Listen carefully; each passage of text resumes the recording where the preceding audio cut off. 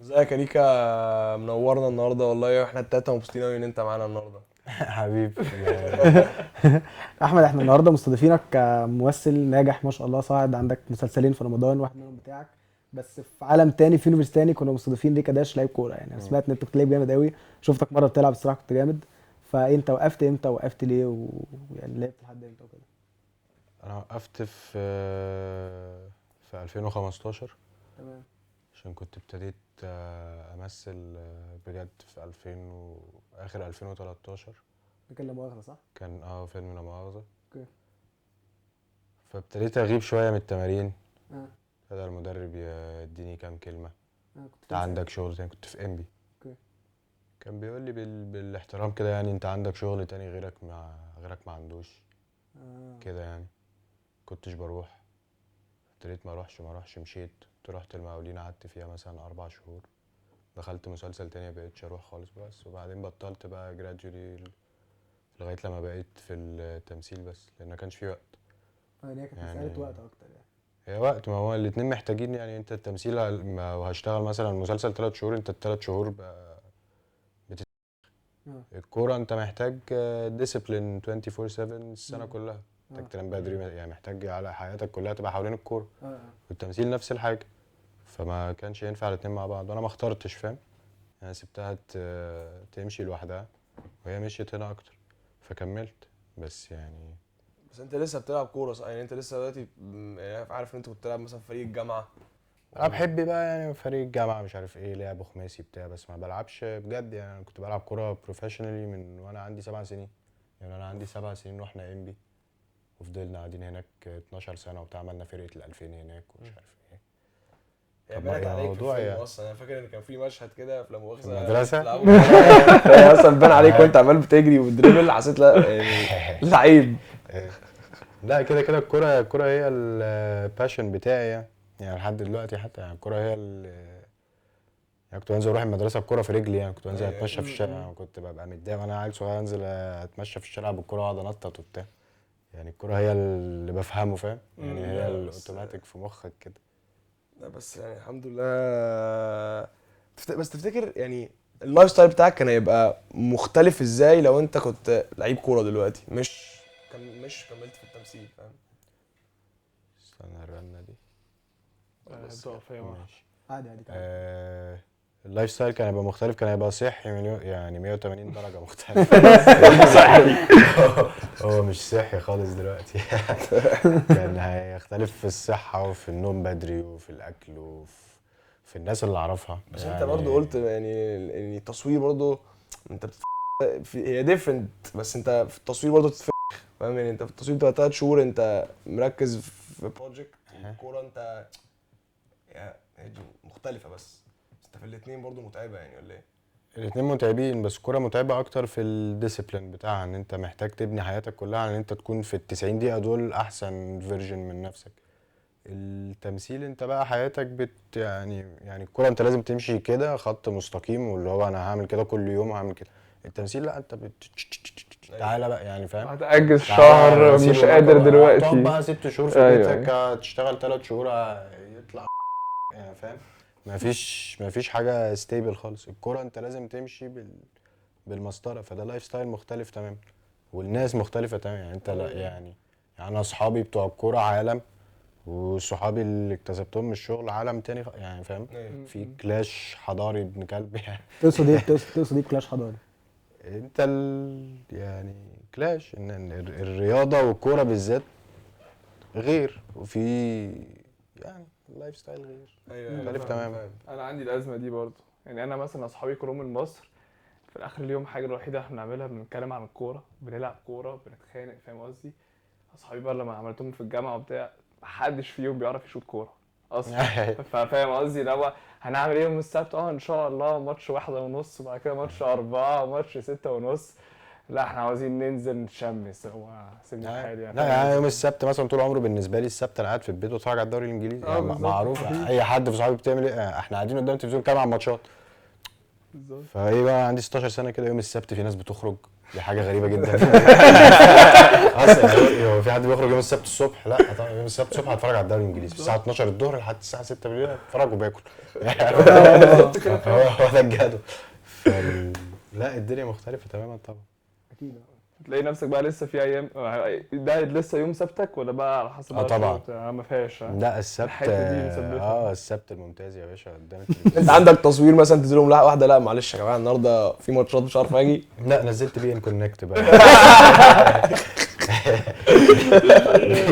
بي ان كونكت واتابع في انا بسمع شفت مره مش فاكر مين كانت ممثله بتتكلم بتقول بيقعدوا في الحته اللي بتصور فيها 17 ساعه و16 ساعه وحاجات. للاسف يعني هو المفروض 12 ساعه، ده القانون. هو دلوقتي بقى 14 ساعه اتغير، بس للاسف بيزيد ساعات 18 ساعات بتوصل ل 20 تعمل ايه وكذا. 18 ساعه يعني؟ لا ما هو ما يعني ده حاجات كتير يعني، هي صعبه. وانت الدقيقه اللي بتشوفها على الشاشه يعني، انت لو شفت اعلان 30 ثانيه ممكن يكون صور في 5 ايام، فاهم؟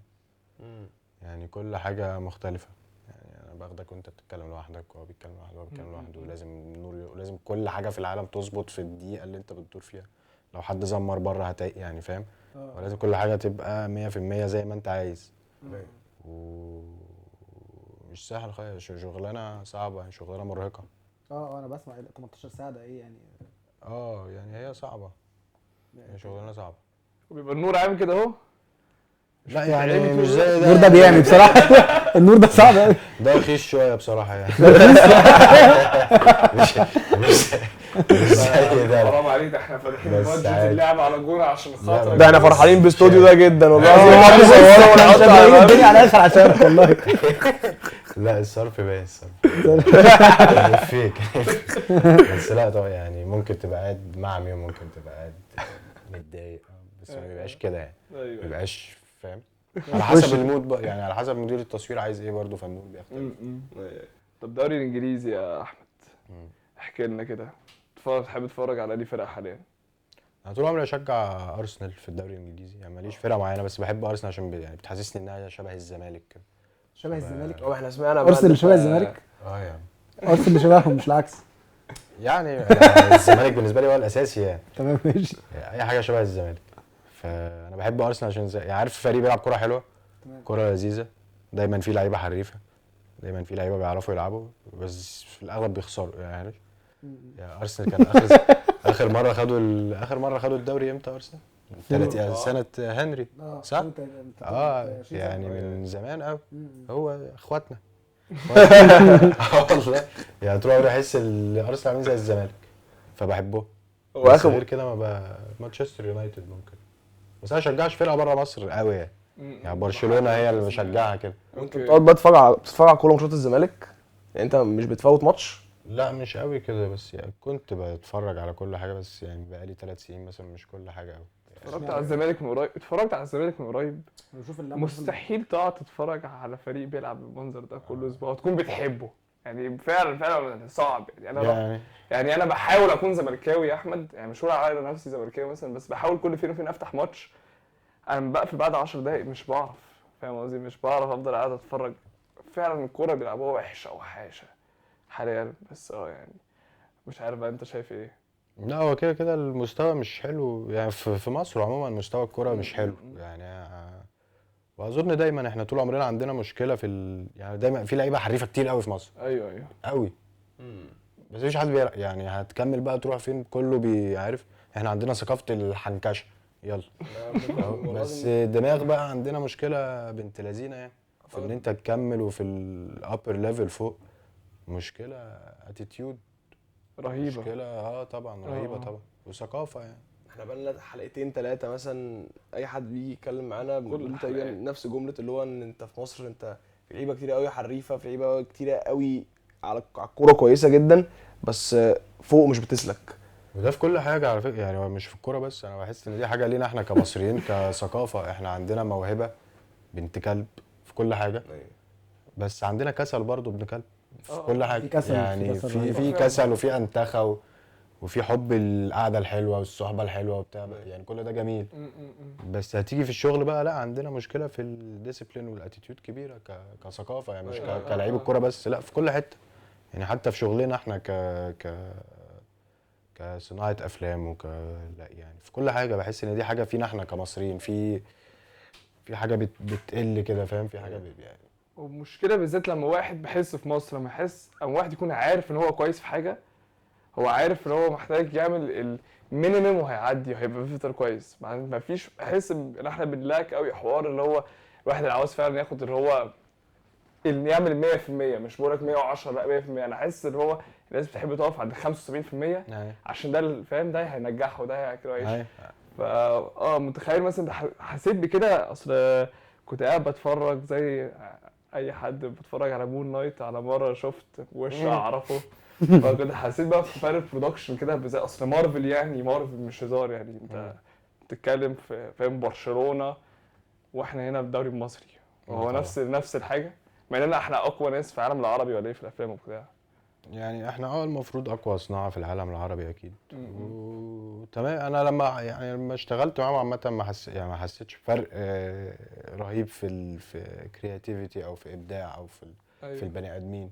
هو الفرق في التحضير، وطبعا في الفلوس فرق ابن كلب. يعني هم بيتعاملوا مع التصوير على انه درافت، يعني عارف، ممكن يعيدوا التصوير عادي، ممكن يبني بقى اللي هو عايزه. يعني الفلوس طبعا هناك هو بيعمل اللي هو عايزه، مش بيعمل ببادجت ولا حاجه. ودي مارفل، هي مارفل اكبر شركه كوميرشال في العالم كله يعني. يعني مش هو ده اصلا الفن اللي هتبص عليه كفن. يعني هم في امريكا اصلا صناع الافلام الحقيقيين يعني كتير ما بيحترموش اصلا مارفل، يعني فاهم؟ هي مارفل بيزنس اكتر، بس اللي هم كويسين في التحضير وفي الفلوس المصروفه في الحاجه الموجوده. انت بتروح التصوير تنفذ. بس انا بشوف ان احنا مشكلتنا في الكلام ده، في التحضير وفي الاتيتيود. حتى انت بتشوفها في مطاعم، يعني عارف اي مطعم في مصر بيفتح جامد اول شهرين، فين بقى الكواليتي راحت فين؟ دي حقيقه. ويفتح بقى فروع بقى ويودي فروع وتقل بقى، تروح تاكل ايه ده يا عم؟ مش ده اللي انا كنت باكله اول ما فاهم؟ يعني انا بحسها مشكله في كل حاجه، مش في هي زي ما انت بتقول، هي مشكله حضاريه، او يعني هي زي ما تقول فينا كده، هي فينا انهيرنتلي للاسف. يعني الفهلوه والتاخير والبطء وقله التحضير زي ما انت بتقول فعلا مشكله. بس انا مش عارف يعني، نفسي بصراحه نغيرها. يعني نفسي، فاهم؟ مش عارف طبعا ايه الحاجه اللي بتتعمل، بس حاسس ان انت زي ما بتقول بحس خساره للمواهب. يعني ان انا اشوف مثلا الكوره اكتر حاجه بتابعها واكتر حاجه بشوفها، بحس فعلا عندنا بالذات على القطاع الناشئين زي ما انت بتقول ناس فعلا كويسه قوي وشاطره قوي، بس بيسبقونا. السعوديه مثلا دلوقتي سبقونا خلاص في الكوره، يعني رغم ان انا مش حاسس بصراحه ان احنا موهبه اقل منهم، بس خلاص هم سبقونا، خلاص بقوا هم موهبه اعلى. موهبه اعلى، بس هم فعلا سابقنا دلوقتي طبعا بكتير كمان. خلاص هم في حته واحنا في حته خلاص دلوقتي. بس انا حاسس ان انا يعني في الكوره هي هتيجي. يعني انت دلوقتي عندك هقول لك مثلا هقول لك انت مثلا عندك الاسبوع اللي فات البطوله بتاعت زد دي، ما الاهلي كسب. مش عارف 2006 كان استون فيلا وباناثياكوس وفينورد، الاهلي كسب في الفاينل وزاد مش عارف خلص ثالث. فاهم؟ هي جايه مش جايه بالوقت، يعني مش جايه. وزاد اخد احسن يوث سيكتور في افريقيا، فاهم؟ فعلا والله. بس دي بجد مطبوخه. هو مش احسن يوث سيكتور في مصر اصلا. لا ليه؟ لا بس هما بيدوها كديفلوبمنت، مش اللي هو مش عارف انت كسبت كذا وبتاع. اللي هما كفاسيلتيز وبتاع وجايبين الخواجات وعاملين المناظر وبتاع. اعتقد هو بس هما عادي برضو، يعني طبعا مش شرط، بس هو برضو زاد اسمه بتاع ساويرس وكده، فممكن يكون برضو واخدينها مجامله شويه يعني. لا هو اكيد الراجل صارف. لا طبعا انا رحت هناك المشروع مبهر. انا شفت بعيني واتكلمنا اصلا مع حد منهم، وبكره عندنا حد منهم برضو جاز تاني. بس انا قصدي حكايه الجايزه دي يعني هم برضو اسم اكتر، يعني فاهم قصدي؟ بس هم طبعا شغلهم عالي قوي طبعا، بس مش حاسس يعني ده اللي هيخلينا يعني نتقدم. خير بقى.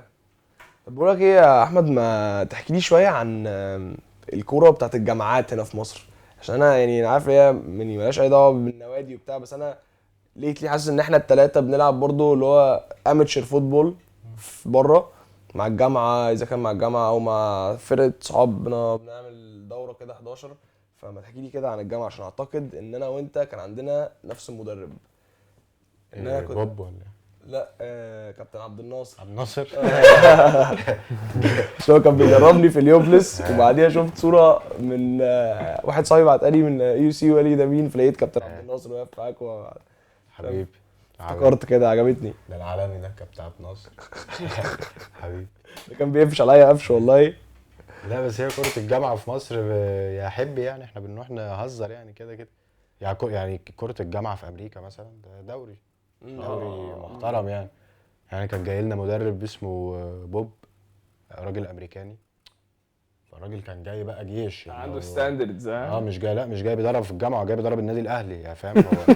لا والله بجد يعني عامل لنا بقى اللي هو انت والتمارين بتاعته كانت جامدة، تمارين دفاعية وتمارين مش عارف ايه، وعامل لنا ترتيب ايه، وجاب لنا بقى حاجات جديدة، وكان هو السبورتس دايركتور وكان المدرب بتاعنا. فهو كان مسيطر على البتاع كله. فعمل بقى نظام جديد بقى، كان اول مره بقى العيال تشوف تيشيرتات بارقام في الجامعه ومش عارف كل ده ايه في الاي سي. وشنط بقى، استلمت شنط بقى زي بتاعه النوادي بقى بالجزم التريننج ومش عارف ايه، وبيجي يصحينا من اوضه النوم. كان راجل اسلوب متغير تمام. بس احنا كره الجامعه في مصر احنا بنروح يعني بنلعب في الجامعه يعني. انا بالظبط. كنت فاكر ان اللي في هو ايه بنلم بعضينا كده، ايه يا شباب مين هيلعب انا كنت فاكر ان في دوره برضه، يعني كنت فاكر ان هيكون في زي دوري كده. ما في الجمهوريه. بس الجمهوريه دي طبعا بقى بتاخدها القاهره وحلوان وكذا وكذا. القاهره وحلوان عند يعني القاهره ممكن مثلا تلاقي لعيب زي مصطفى محمد مثلا في جامعه القاهره فاهم. مش هو اتقفش ان هو كان عنده امتحان؟ فعلا. كان عنده امتحان ايوه انا فاكر وهو بيلعب الموضوع كأس ده. افريقيا. لا وفي حد جاي وفي حد كتب كتبه. واتقفش. لا. والله. ما تسألش الحوار ده. ده بجد والله العظيم. كان كاس افريقيا بيتلعب ومصطفى محمد في سكور وفي حد كتب امتحانه يعني وهو انرولد في الجامعه. بيلعب كأس افريقيا. بس ايه اللي حصل؟ انا مش فاكر ايه اللي حصل في الاخر. كان في حصل يعني اكيد خلاص. مشوها يعني، اكيد مصطفى محمد عارف يمشي واسطه ولا حاجه. متخيل. بس هو انتوا الديربي بتاعكم يبقى جي يو سي بقى بس انا شفت الفيديو واحد جي وكان سي شكله بقى أجواء. ومش عارف مين والبي يو اي والاف يو اي والحروف الكتير اي 3 حروف ده بالظبط. ديربي. درج الحروف. اي 3 المهم حروف اليو تدي خلاص. الديربي على طول. بس عادي يعني الواحد كان بيلعب في الجامعه عشان بيحب الكوره مش اكتر يعني بس ما كانش مبسوط يعني ما كانتش يعني كانت ايام لذيذه. احب الشباب بنهزر مع بعض وبتاع ويا كابتن عبد الناصر والدنيا حلوه بس مش كوره بجد يعني، ولا كنا فريق يعني. احنا كنا كنتوا شباب في اخر اليوم. شباب مع بعضينا وهنلعب يعني بالظبط. فاهم. بس مش فريق بقى والتزام وديفلوبمنت وتمارين على كذا وتمارين على كذا وبتاع، لا مفيش الكلام يعني. وأحشك الراجل الحوار ده. الامريكاني اللي جه اصلا مشي طفش مننا بعد 3 شهور. اخويا اتخانق معاه. والله الراجل طفش. ده ليه ده ليه؟ بوب ليه؟ عشان هو جاي هو كان جيش واخدها اللي هو هو فرصة. فاهم الدنيا غلط ها. واحنا فك يابا احنا في الجامعه. فك احنا جايين نهزر. الناس عندها محاضره يعني لو واحد عنده محاضره دلوقتي ده اهم من التمرين فاهم. انت فين يعني انت مش برايورتي خالص ان اللي انا اجي التمرين يعني باجي التمرين عندك ايه يعني. سله انا بقى بلعب نتكلم رياضه. معاك انجليزي بقى ونهزر وبتاع يعني فاهم. بس مش الموضوع مش الكوره يعني. أيوة. الموضوع وحجز الصحبه أكتر الحلوه يعني. يعني. ايه كنتوا بتعملوه كحجز اكتر. هو متخيل هو كان عادي إحساسه اكنك كده مأجر برضه ساعه يعني. وبتروح تلعب في الجامعه يعني غير كده بالظبط. خالص. بس الكوره الحقيقيه بقى النظام ابن لذينه يعني. وحشاك بقى احساس الفرقه وكده. هو اكيد الفرقه والنظام والكلام ده. اكيد. متخيل بوب ده كان عاجبك ها؟ اكيد بوب كان عاجبني. لا كانش بيفهم كوره. هو كان منتظم وكان راجل تحسه ضابط جيش في النظام وهايل. أيوة. اللي هو فاهم تمارين وهتاخد كل حاجه وهتستفيد وبتاع. بس فكر كوره هو زيرو. امريكاني يعني في اخر اليوم بالظبط. امريكاني قديم فاهم. فاللي هو الدنيا بايظه خالص يعني. جاي يعمل اللقطه يعني. يعني هو الكوره بالنسبه له انك تجري باصي واجري على الخط واوفرلاب وروح بقى فاهم. روح يجري بسرعه وخشن وبتاع ومش عارف ايه يعني. هو مشاني في الاول، اول ما جه مشاني ليه؟ عشان ما بجريش كتير في الملعب، بتمشى كتير وبقعد اسكان وبتاع. وما مش هتلاقيني اللعيب اللي هروح احلط فاهم يعني. ممكن اعملها لقطات لو خسرانين او الكره اتقطعت مني وبرجع وبتاع، فهتلاقيني بجز وبتاع. بس مش اللعيب اللي هتلاقيني يلا بنزين. فهو كان بالنسبه له كده ايه ده بقى ايه ده انت انت كسول انت بتعمل كده ليه وبتاع. لا بس في ناس رحت له تاني كتير كده. بعديها باسبوع شافني بباصي باصتين خلاص بقيت اكتر واحد بيحبه في الفرقه. بقيت اساسي كل الماتشات ما طلعتش ولا ماتش فاهم. فهو الكوره كرويا هو ما لا يفقه شيء. لا كورته مش حلو. هو حلو في الفيزيكال في الدفاع في الكذا كذا كذا يديك تمارين بتاع حافظها. بس كرويا لا مش حلو. بتلعب نص ملعب بقى على كده ها؟ بقى تحت الفرود. تعال تحت الفرقه. على 10. انا شفتك مره في نادي الجزيره كنت بتلعب دوره، كنت حريف بترقص وبتاع خماسي. انا فاكر دي المره اللي شفتك فيها. فاكر. انا كنت عايزين لسه نلعب بقى. عايزين نعمل لعبه. انتوا لعيبه؟ عيب بقى. بص انت بتقول انبي وبقالك كتير. لا يا راجل، بنعرف نلعب يعني، عندنا فكره. احسن من طلبه. ها كده كده. طول ما عندك ما فكره. تقلقش. ماشي. طلبه شاب جا، طلبه اخو بو يعني ابن بوب، فاهم؟ هيجي يلعب جيم، هو فعلا صاحبنا طول يلعب جيم. بيجي فاهم، اقف هنا يا حسين، اطلع رايح جاي رايح جاي. بس بيجري جري والله العظيم، بيجري جري. مجهود، هو راجل هو بوب يعني. هو بوب فعلا، هو راجل راجل. البيت، راجل البيت. بس انت انبي انا بسمع انبي كان قطاع ناشئين انبي احسن جامد قطاع، أوي، يعني صح؟ المفروض احسن قطاع ناشئين في مصر. احنا رحنا عملنا سنه، احنا كنا بنلعب في الصيد. هو مين احنا؟ انا و15 واحد صحابي بنلعب في نادي الصيد. تمام. ما انا هقول لك ليه بنقول احنا بقى. احنا جينا في 2009، كان صلاح ابو المجد هو اللي ماسك قطاع الناشئين في نادي الصيد، تمام. وراح انبي مسك قطاع الناشئين برضه. فلعبونا فريق 99 في انبي، ما كانش فيه 2000 اصلا. لعبنا فريق 99 في انبي وكسبناهم 10-0، واحنا نادي الصيد. فانت عندك نادي الصيد ونادي يعني نادي الصيد بقى انتوا اجتماعي يعني. مامي وبابي بقى، ويلا انت بتخلص اللعب وتروح سويت وتجيب سويتس وبتاع، فاهم؟ الدنيا فرافيري خالص. كان عندنا مدرب بيدربنا في الصيد، كان بيجيب لنا بونبوني قبل الماتش، قبل التمارين يدينا بونبوني وبتاع بقى، ويسلم على امك وابوك ومش عارف ايه وبتاع. نفس المدرب لما كسبنا ام بي 9-0 جابونا، عملنا فرقه ال 2000، احنا بتوع الصيد 15 واحد، واحنا عملنا فرقه ال 2000 ومعانا كابتن عماد. رحنا ام بي بقى، ففينا كابتن عماد البونبوني، لا يلا يا ابن الكلب اجري فاهم؟ المعامله اتغيرت تماما، فاهم؟ من نادي الصيد لنادي ام بي بقى اجري رياض وايه، فاهم؟ اللي مش هيجري يطلع بره يا اولاد، فاهم يعني؟ الدنيا اتغيرت خالص. بس في ام بي بقى شفنا الكره اللي بجد بقى، هي دي كوره يعني شفت اللي بيأسسوا صح وبياخدوا بالهم منك، واللي بيجي من بعيد بيبقى عندك السكن في النادي، بنبقى فرقه بقى بجد، وعندك في اوضه اللبس الدنيا لذيذه وبياخد باله منك والدنيا. يعني كنت لسه بقول باز، انا يعني لحد السنه اللي فاتت كان دايما في مخي كده، طب انا بعمل ايه ما ارجع اقوي الفتنس بتاعي وارجع العب كوره، فاهم؟ انا بقى يعني لسه كنت عايز اسالك ليه ما بعملش كده؟ مش عايز اقول ندم عشان صعب تبقى ندم، لان انت ما شاء الله ناجح في التمثيل، بس حاسس ان انت كنت تحب او تفضل او نفسك ان انت تبقى ساعتها في اللحظه اللي انت قلت انا بعد فتره لما اخذ سبت او بعديها سبت الكوره ودخلت في التمثيل، نفسك كده تاخد كده. قرار مختلف؟ كده في الديلاما دي على طول. يعني ما بقتش دلوقتي اظن، بس لحد السنه اللي فاتت كنت دايما انا بقول يعني، هو انت برضو لما بتكبر بتعمل حاجه. يعني انا عندي سنتين وانا الكوره في ايدي، فاهم؟ 3 سنين بقت في رجلي، 4 سنين انا بلعب كوره في النادي. فهو انا بتكلم بالكوره يعني فاهم؟ انا يعني لما كنت مثلا عندي 6 سنين لو عايز اعيط ولا حاجه بنزل ملعب الشوتنج اشوط الكوره، فاهم؟ يعني هي دي اللي بطلع فيها غلي، هي دي اللي لما افرح عايز العب كوره، لما اروح البيت بترتان في، يعني هي دي اللي انا كبرت عليها. لو هنزل الشارع اجيب لامي مثلا حاجه من الشارع هنزل بالكوره، هلعب بالكوره. فهي دي لغه الحوار، وهي دي الحاجه اللي بتبسطني، وهي دي الباشن بتاعي هناك. يعني انا لا يعني الدنيا كلها بتهون لما احط رجلي في الكوره والعب باص، يعني فاهم؟ العب باص حلو مثلا، خلاص انا مبسوط دلوقتي؟ مبسوط، فاهم؟ فهي كده. انا لحد السنه اللي فاتت كنت دايما بقول انا ليه ما بلعبش، ارجع الفتنس والعب، ودايما العب مع صحابي بقى اللي بيلعبوا بجد، بيلعبوا في نوادي دلوقتي. ما احسش ان انا بعيد فنيا، احس ان انا بعيد بدني. اكيد. كان عندنا مدرب برضه اسمه كابتن ميدو، قال لك الكوره ما بتتنسيش، البدني هو اللي بيتنسي، فاهم؟ لا كده كده اللعيب لعيب يعني ما بتتنسيش. ممكن يعني انت لما بتلعب كتير بس بتاخد على حاجات، تعرف تبقى واثق في نفسك اكتر. يعني التاتش التاتش فين، قوه الكره رايحه فين، كذا كذا كذا، بس المهاره والكره ما بتتنسيش. انما تيجي تجري بقى تشحر خلاص هتجيب، فاهم؟ يعني انا دلوقتي بجري بحس ان انا عجوز، يعني بلعب مع العيال صحابي اللي بيلعبوا كوره، لا تعبان.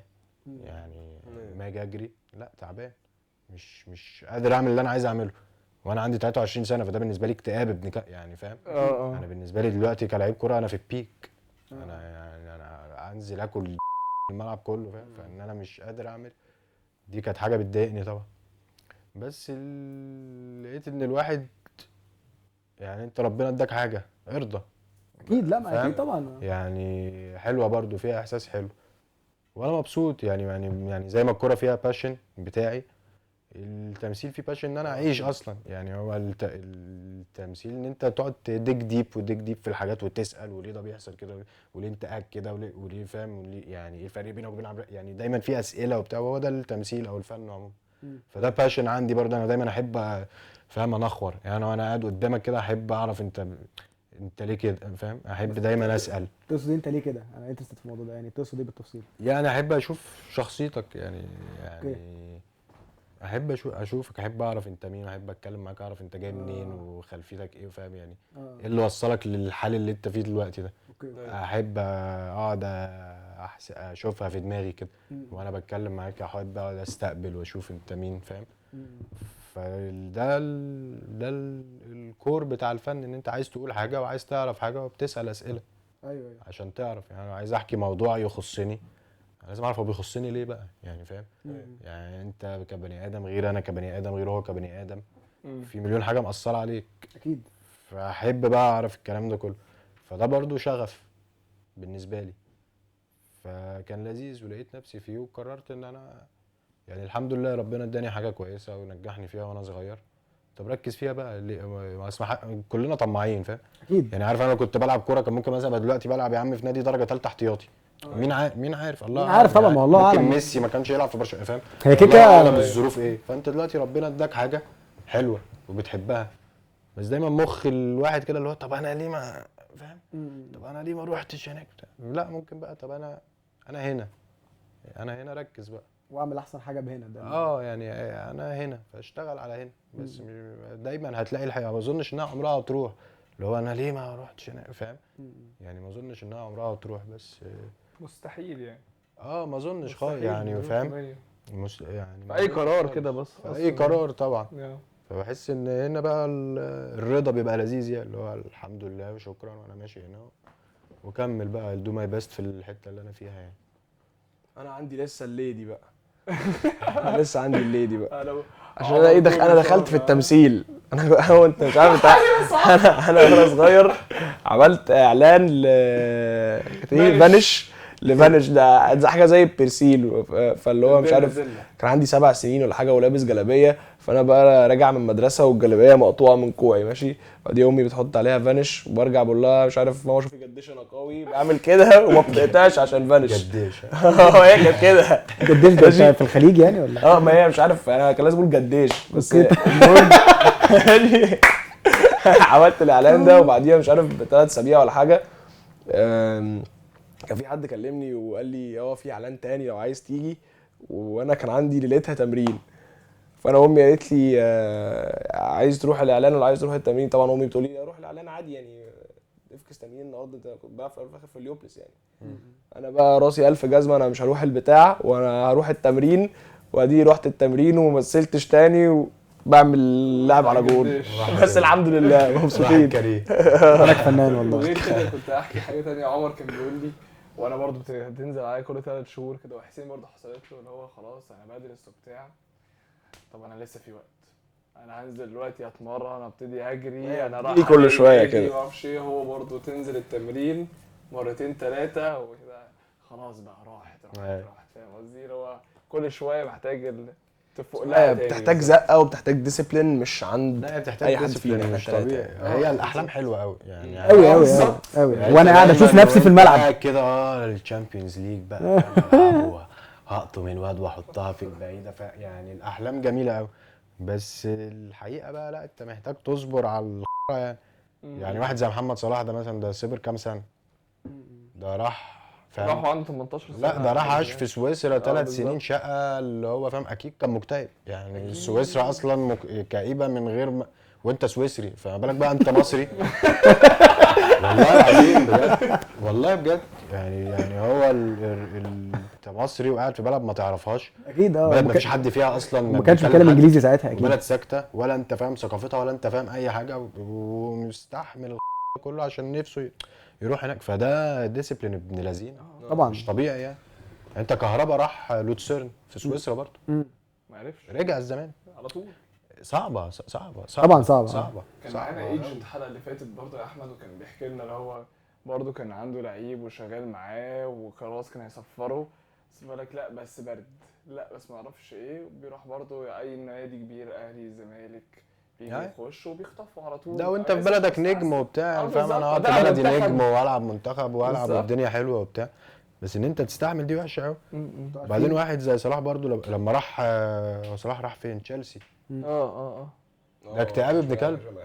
الموسم ما عملش فيه اي حاجه، وما اتنفخ جابش غير وراح إيطاليا. جونين وبتاع، وقام رجع فيورنتينا. ايوه طبعا. ده اكتئاب. اه ده يعني فاهم. لفه رجع بعديها ب3 سنين. يعني لا يعني دي كلها منتاليتي، مع ان صلاح اصلا كلاعب كوره هو مش هايل خالص. يعني صلاح عادي جدا كلاعب كوره بقى، ايوه كمهارات. كامكانيات، ايوه كمهارات. اه يعني في كده يقول لك احنا هنلعب خماسي مش هنجيب صلاح، فاهم؟ احلى. كمهارات مش عالمي، مش واو. كل فين وفين كده بس الراجل دماغه لا كفره. يعني الراجل هو رايح يجيب جول وانا رايح انجح وانا احسن لعيب في العالم. هي دي على بقى فكره، كده. هو اكيد هو في دماغه هو احسن لعيب في العالم. ايوه طبعا. اه ما هو يعني انت شايف الراجل دماغه عامله ازاي؟ ما شاء الله. يعني ما هي دي اهم حاجه. ما في مليون لعيب كوره جامد. انت عشان تبقى لعيب في الليفل اللي فوق ده، ما هو كلنا لازم يبقى عندنا ستاندرد محترم في الكوره. بس ايه اللي بيفرق بقى؟ الدماغ. يعني فاهم؟ ايه اللي بيفرق؟ انا رايح هناك يا باشا، انا رايح اجيب جول. انتوا عارفين صلاح كان جاله اختبارات باين ولا حاجه في نادي الزمالك وهم رفضوه قبل ما يروح؟ ممدوح عباس يا باشا قال أيوة لك كده. صلاح محمد صلاح لا يصلح للعب في نادي مثل نادي الزمالك. ده قال كده دلوقتي ولا قال كده ساعتها؟ لا ممدوح عباس ده رئيس الزمالك في 2014 كده. يعني زمان يعني ساعتها. الحمد لله انه قال كده. الحمد لله خيره فعلا. فعلا. والله زمان كتر صلاح خير. بيلعب هو وزيزو. على فكره زيزو لعيب قوي. زيزو لعيب قوي ولا ايه؟ نفسي يعني جامد بس طبعا. نفسي- الجي ام جي يعني نفسي يحترف والله. الجي ام جي بتأسس حلو بصراحه.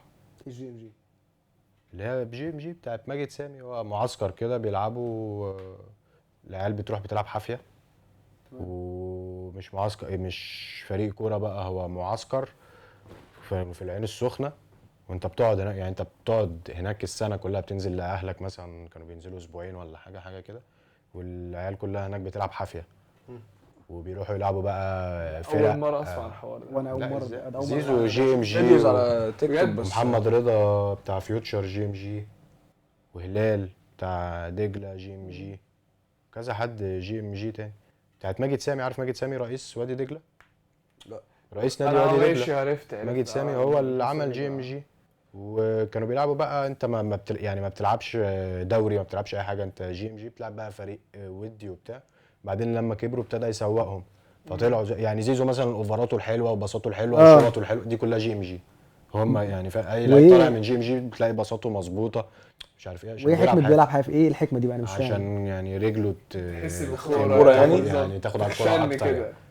يعني هو ما عمري ما يبقاش سمعتها في حياتي. ما يبقاش محتاج جزمه يلعب بيها يعني. عمري ما سمعتها في هو حياتي. حافي بيعمل كل حاجه، فاهم؟ عمرك ما حسيت في لعب الساحل كده ان انت ان كنترول على الكوره اكتر؟ اكيد بتلعب على البحر، فاهم كده؟ اكيد بحس ان انا احرف من حقيقتي، بس لا بقى عمري قصدي ما سمعت ان حد بيتمرن كده ودي طريقه ان هم عملوا معسكر. يعني انت اللعيب من دول كان بيلعب في نادي، هو خلاص ما بقاش يلعب في نادي، هو بقى يلعب في جي ام جي. وانت في جي ام جي بقى، يعني ولا بتلعب نادي ولا بتلعب دوري ولا اي حاجه، انتوا بتتدربوا مع بعض وبتروحوا تلعبوا فرق وديه وبس. وبعدين لما كبروا ابتدى يبيعهم، وبعدين في الاخر ما كسبش منهم للاسف. يعني اللعيبه اللي فرقعت هو ما كسبش منهم كتير ليه بقى؟ خالص. بتباعوا بسعر قليل يعني؟ مش فاكر. زيزو ما اتباعش وادي دجله للزمالك على طول، اتباع الاول اظن البرتغال باين، مش عارف راح فين. بس المهم يعني ما طلعش منهم بفلوس كتير. يعني الراجل صرف كتير على الناس وحط انفستمنت قوي قوي. وهو ماجد سامي ده اكتر واحد في مصر يعني بيعمل زي ساويرس في الفن كده، بيدعم الناس بشكل مش طبيعي، وبيصرف على وادي دجله. اي لعيب في وادي دجله هتلاقيه بيحب ماجد سامي. يعني اي لعيب يعرفه هتلاقيه فعلا بيحب الراجل بيساعد الناشئين بشكل مش طبيعي يعني. وفي الاخر ما كسبش من الناس اللي طلعها. يعني هو ما كسبش من زيزو خالص، وما كسبش من رضا بوبو خالص، وما كسبش من الناس اللي طلعها. مع ان هو يعني هو السبب الاول والرئيسي في ان الناس دي توصل يعني. لا زيزو حاجه كويسه إن زيزو إحنا سوبر ستار يعني، بصراحه بنبهر بيه يعني. بس دي اول حاجه كويسه يعني نسمعها. انا اول مره اسمع القصه دي، وهو حاجه كويسه يعني. اول فعلا؟ مره والله والله انت اول مره نسمع حاجه اتكلمنا مع كويسه ناس كتير قوي قوي كده عن وبره ديفلوبمنت الكوره في مصر واكله يعني. دماغي يعني، مش بعمل حاجه غير اتفرج واقرا كوره. عمري في حياتي ما سمعت الحكايه دي. ليه يا عم؟ لا، لسه معروف. شغاله؟ لا ما على كده. اظنش. لا ما اظنش انها لسه شغاله. ما مش متاكد بصراحه، بس ما اظنش، لان هو ما كسبش منهم. ما اظنش انها لسه شغاله. طب كزملكاوي، طب يرجع عاوز اسالك طب على حد، ايه رايك في امام عاشور في الدنمارك؟ انا ما شفتوش غير اول ماتش بصراحه، اتفرجت عليه اول ماتشين. بس يعني ان شاء الله يبقى تمام يعني. خير. وهو اللي هو ايه، هو امام لعيب جامد وجريء وشجاع بس دماغه هتتكشف بقى يعني. هتشوف المينتاليتي بتاعته مظبوطه بس اقول لك على حاجه، ولا هيخيش. ما انا كل اللي انا بفكر فيه كنا بنقول ازاي واحد بيكره سويسرا. انا عايش في الدنمارك، سويسرا دي بص ولا حتى الساحل مش من كتر حلاوتها. امام عاشور يا حرام عايش متعستف في مدينه ملهاش اي حاجه غير الاستاد الكوره، وقاعد هو 5000 واحد معاه في المدينه. بس الصراحه عنده مشجعين جامده، بس ان شاء الله يمشي. ما هو بالظبط، ما هي دي بقى يكمل ان على ألمانيا. انت حاطط دماغك قدام مش هنا. انت طول ما انت هتبص بالظبط. انا قاعد في الدنمارك طب ما اروح يا عم اقعد انا ومراتي في الزمالك فاهم، ومتنجم والناس كلها بتنادي باسمي وبتاع. بس انت تصبر بقى الخمس ست سنين شقه دول، تلعب بقى لما تلعب بقى في تشيلسي ولا في ارسنال خلاص الدنيا حلوت خالص. فهو ده الاختبار بقى، الدماغ. ومحدش يقف جنبك يعني محدش يقف جنبك. انت لما توصل كله هيسقف لك بس. وانت بقى هنا بقى انت بتحارب انت والسرير فاهم، انت والمرتبه بتحاربوا القدر كله. اختبار صعب طبعا يعني. ربنا معاه ويوفقه ان شاء الله نشوفه حاجه كبيره يعني قدام. هو لعيب جامد بصراحه بس بس انا سمعت ان هو هيمشي اصلا. انا اعتقد ان هو سمعت ان هو هيروح ميتشلن المانيا. ده فعلا. بيقول لك كلام يروح ألمانيا. جالنا عشان هم عاملين جاله وحش. خلاص عروض على المانيا. هم وحشين قوي. هم بقى عاملين هما الاخير صح؟ ايه؟ طب ما حلو، لا حلو ايوه بالظبط. خطوة هو لفوق دوبك يعني. ما عادش عرض ايه نعم. خطوه لفوق دي. جدا طبعا. ومرموش الدوري اصلا، الدنماركي. مرموش هيروح فرانكفورت. هيبدا في المانيا برضه. الدوري بس الالماني دي برضه حلو خطوه ولعيبة لفوق مصرية. برضه يعني. لا لفوق ازاي؟ مش مرموش في وولزبورغ بس بس فرانكفورت. لا مش خطوة خطوه لتحت. لفوق. ليه؟ فولفسبورغ غالبا هتخلص فوق فرانكفورت في الدوري. بس في فرانكفورت يعني اللي كسبانين وولزبورغ لا يا عم، فولفسبورغ عامل حلو قوي وولزبورغ السيزون ده. فريق اقوى بكتير من فرانكفورت يعني. فرانكفورت وولزبورغ بس فريق كبير يا عم. وفرانكفورت بس لعبوا معاهم تشامبيونز الواد كولو مواني ده وبتاع. الواد عايش. كولو مواني ده عيان. هم آه. جايبين مرموش مكانه اصلا. بس انت بقى طب يا احمد فكرت انك تسافر تلعب بره؟ انا هو جالي فترة؟ وانا عندي 10 سنين جالي عقد من اسبانيا، اللي رحنا لعبت في دوره في اسبانيا مع نادي الصيد. وجالي عرض من فالنسيا وبرشلونه باين. ما تهزرش بقى. والله كانوا بجد؟ عايزين يجنسوني قطري. جنسوا. كانوا هيسفروني اسباير، عارف اسباير اكاديميه ايوه عشان قطر ايرويز كانت هم السبونسر لبرشلونه. ماشي. كانوا هيسفروني اسباير اتجنس قطري، وبعدين اسافر برشلونه على اني ناشئ في اسباير القطري. فابويا ما وافقش. ماشي. كان عشان عندي حكاية القطري كان دي. عندي 10 سنين والله ما اعرف بقى ما وافق يعني. لا اظن بس عشان برضه- حكايه القطري دي يعني. بس كان زمان يا باشا بتكلم اسباني وعايش في اسبانيا. زمانك في فالنسيا بقى في حاجه تانية. زمان الدنيا بقى كان زمان الدنيا تانية. العالمي بقى، فيلم العالمي. فيلم العالمي بجد. كابتن مالك بقى والدنيا خربانه معايا. كان زماننا في حته تانية الصراحه. والله بس زي ما انت بتقول ما تعرفش، وانت معرفش بقى يمكن الخير فين يمكن بقى. اي حاجه تحصل. يعني ما كانش زمانك قاعد معانا في احلى من كده. كان زمانك في بالظبط. اسبانيا ما كان كانش في اللعب على زماني جون. ما كانش زمانك في اللعب على البودكاست جون. الحلوة دي شوف. بقى. فالنسيا على البحر. برشلونه على البحر. على البحر. بس مصر على النيل، مفيش زي النيل والله. ولا ايه؟ اظن ما صح. تقدرش تركن ان مفيش زي النيل. صح. النيل حاجه تانية. بالذات لما تشرب منه بيبقى احلى. صفي لك كل حاجه. انت عمرك شربت من النيل؟ يعني من النيل لا بصراحه. انا شربت من النيل. أنا مره نزلت النيل. لا انا عمري. شربت من النيل. انا مصري اكتر منك. فرعوني. بالظبط. طب ايه ما تقول لنا كده. يعني انت اكيد لعبت كوره مع اي حد من الوسط الفني. في الوسط الفني فعلا. مين بقى جامد؟ تعبانين يا باشا بجد. طب انت احسن مصري في والله مصر بقى يعني كوره؟ بروح لعب كتير اللي هو ايه يا شباب نلعب وبتاع، وبعدين بروح بصراحه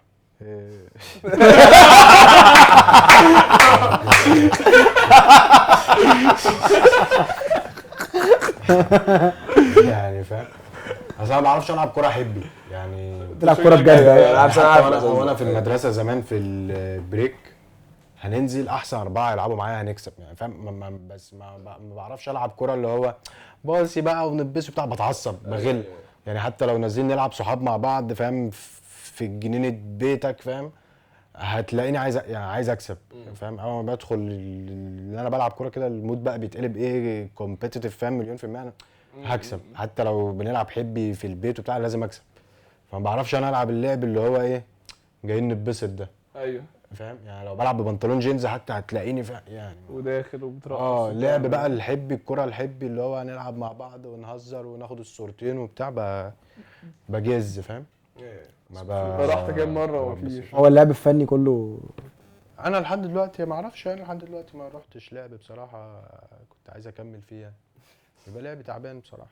انا سمعت ان حماية لعيب جامد، كان في فيديو منه على اليوتيوب بيحط لوب كده مش عارف والله. كان شكله لا يا عم بس دلوقتي طب مش بتتعزم طب وتلعب مع بما انك زملكاوي وبتاع؟ انا اسمع يعني ان في بقى ميدو وكده بيعملوا حجز، كانش ليك الشرف مع شيكابالا او اويس؟ لا والله ما مفيش؟ لعبتش خالص. تلعب يا عم، مش عاوز تلعب معاهم؟ اكيد عاوز تلعب معاهم، عاوز تلعب مع شيكابالا كوره اكيد يعني. اكيد نلعب مع شيكابالا، نلعب مع شيكابالا قريب.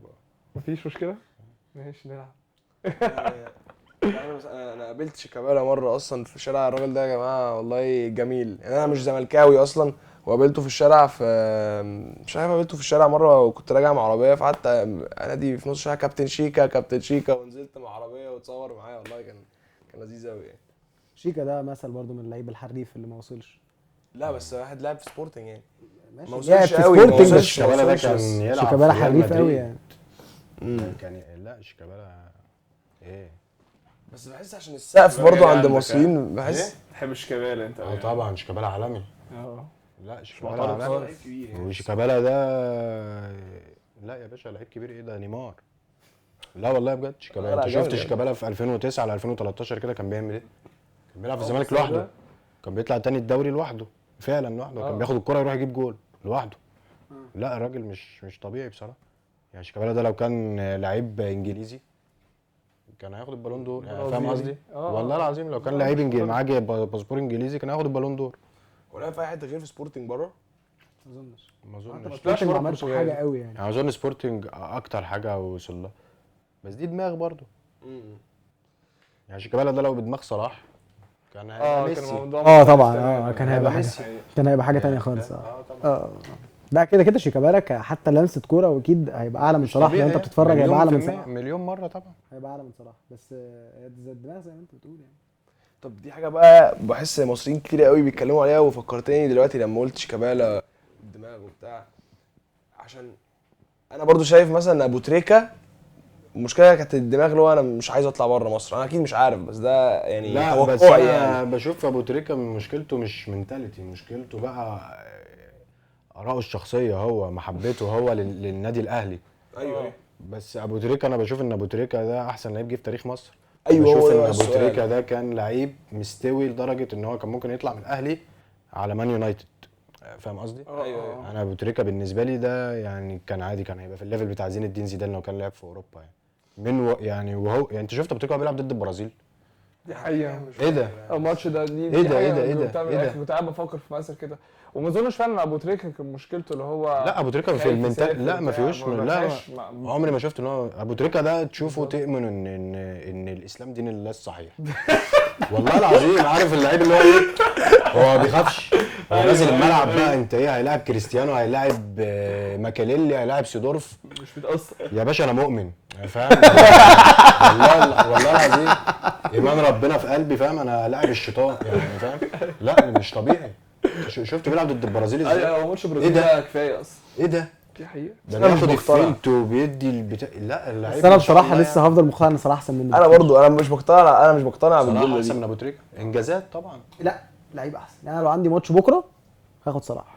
لا دي اراء بقى، كده كده ابو تريكه انا هناخد ابو تريكه على انيستا يعني، فاهم قصدي؟ ما دي اراء برضه بقى. انت كده كبرته قوي برضه. لا يا عم انا بقول لك انا شايفه في حجمه الطبيعي، هو ابو تريكه عشان في الاهلي فانت عمرك ما هتشوفه في الليفل ده، بس انا بالنسبه لي ابو تريكه لو كان طلع بره من الاهلي كان هيلعب في نادي زي مانشستر يونايتد ده على طول، على طول يعني. انا شايفه كان يلعب دايركت في نادي من الانديه دي وكان هيأدي. اللعيب اللي زي ده ما خساره والله. بيتكررش يعني. ابو تريكه ده بالنسبه لي عامل زي توني كروس، عامل زي زين الدين زيدان، فاهم؟ اللعيبه اللي هي ايه تمسك رتم الملعب دي يعني. هو اللعب بتاعه هو ابو تريكه، هو ابو تريكة ما فعلا. شاء الله يعني. الناس دي ما بيتغير، وبيلعب في اي زمن، عارف اللي هو اللعيب اللي زي ابو تريكه ده يلعب في الستينات والسبعينات والالفينات ويلعب كمان 100 سنه، يلعب في اي حته بصراحه يعني، ما جاش زيه يعني. طب بما انك انت قلت انك بتشجع ارسنال وبتاع، تفتكر مين هياخد الدوري السنه دي بقى؟ هم ان شاء الله. تفتكر؟ أصل مش هو عارف، انا حاسس في سيتي اصلا يعني بعد ما نخلص الحلقه دي بساعه مثلا انا بالنسبه لي ده الماتش اللي هيحدد الدوري السنه دي. هم هيلعبوا ليفربول في انفيلد، ولو خسروا النهارده هيبقى فرق ايه؟ لسه 5 بس هم عندهم ماتش، احنا هيبقى عندهم ماتش علينا على سيتي. يعني انت فيها ان سيتي تاخدها ولا ايه؟ اكيد فيها، هي كده كده فيها لحد اخر يوم اظن هيبقى فيها يعني. بس اتمنى ارسنال، اصل السيتي ياخدها هتبقى الموضوع سخيف قوي بصراحه، بوخ قوي يعني. بوخ قوي والله. جوارديولا ده مش ممكن، مش طبيعي. مش على قد انه واحد يكون متوقع ان ارسنال او نفسه ارسنال، هو واحد نفسه ارسنال تكسب. انا طبعا انا نفسي سيتي تكسب الصراحه، بس دي حاجه غريبه ترجع لي عشان بشجع ليفربول، وكل ما بفكر فيه انا مش راضي، مش عايز ارسنال زي انا مش راضي بعد ما انا اتعستفت العستفه دي يطلع فريق فاهم كده اهو وانا لسه موجود ويخطف الدوري مني، فاهم؟ هتبقى وحشه، فاهم؟ هتوجعني نفسيا اكتر، فاهم قصدي؟ بس الصراحه كفايه جارديولا. انا شايف جارديولا ياخد بعضه كده ويسافر، يمشي يسيب البلد يا عم يمشي الدوري الانجليزي شويه. بالظبط، هي سنتين وثلاثه وهيمشي يعني. بني ادم بايخ يعني. لا بس هي ارسنال ان شاء الله يعني. لازم 3 بيت بقى الصراحه، تبقى تاني فرقه عملت التاريخ. في ايه يا عم؟ لازم والله. عايز مين يكسب؟ انا بشجع ليفربول، فانا عندي نفس نظريه باس برضه بتاعت ان هو انا مش عارف. ايه يا عم؟ لا يا عم بس انا هقول لك على حاجه انا شوف يا عم الشباب يعني. انا بشجع ليفربول انا كمان. هم الثلاثه عايزين ارسنال يكسبوا. ايه السخافه دي حبيبي؟ الوحيد اللي معاك فيتو. لا اصل هقول لك على حاجه انا بفكر فيها ازاي دلوقتي. كلوب جه وبتاع وايه وعامل معجزه، واجيب سيزون اجيب 97 بونت واخسر الدوري و95 بونت واخسر الدوري، عشان يجي ارسنال في سيزون الدوري كله سيتي بايظ وبتاع واخد الدوري كده بسرعه بجابرييل وماجالاس واللعيبه دي. عيب يعني. ان شاء الله عيب والله، ان شاء الله. والله عيب والله. لا عاملين بصراحه موسم جامد يعني. وان شاء الله زي حلو فريق تحبه ان شاء الله زي نادي الزمالك زي ما انت بتقول. لا هو السنه دي مش الزمالك خالص، هو السنه دي سان داونز. سان داونز ده يا اخي كل ما يلعب الاهلي والزمالك يديهم على وشهم. مش عارف عاملين اعمال بقى جو افارقه بتاع. هم جامدين قوي ولاد كلب. انت شفت ماتشهم مع الاهلي؟ لا حاجه ثانيه. بيلعبوا الكره الافريقيه دي، انت مش عارف الكره في رجله ولا في قصبه رجله ولا لا بيقعدوا اللي هو يحطها على الارض ويعمل لك كده رقصك في الهواء، فاهم؟ عامل فينت والكره في الهواء. لا سان داونز بصراحه رهاب بقى، مش عارف ده ايه بصراحه. كلوا الاهلي يعني. انا اتفرجت على الماتش الاهلي هيلاعب مين صحيح في مش عارف Champions League. النهارده عمل اظن اللي طلعنا هيلاعب سان داونز، اللي طلع الزمالك جيمي. فبوز- بص كده الاهلي بوزداد هيلاعب دول. مين في كره الفاينل؟ وحشه برضه. الاهلي طلع، الزمالك طلع من المجموعات. غريبه دي بصراحه. اعتقد الاهلي كان هيلاعب اما ايه الترجي او الوداد. هو الاوبشنز كانت الترجي والوداد وحد كمان. احنا عايزين نطلع مره طالعه مغرب مثلا ندي واحده وداد. هيلعبوا الرجاء. رجاء. الرجاء شكرا. جامدين ولا ايه؟ جمهور ابن كلب. احسن جمهور في افريقيا الرجاء والوداد يعني. يومي كان في الديربي مش عارف رجاء ووداد من سنه ولا سنتين لما خلص 4-4.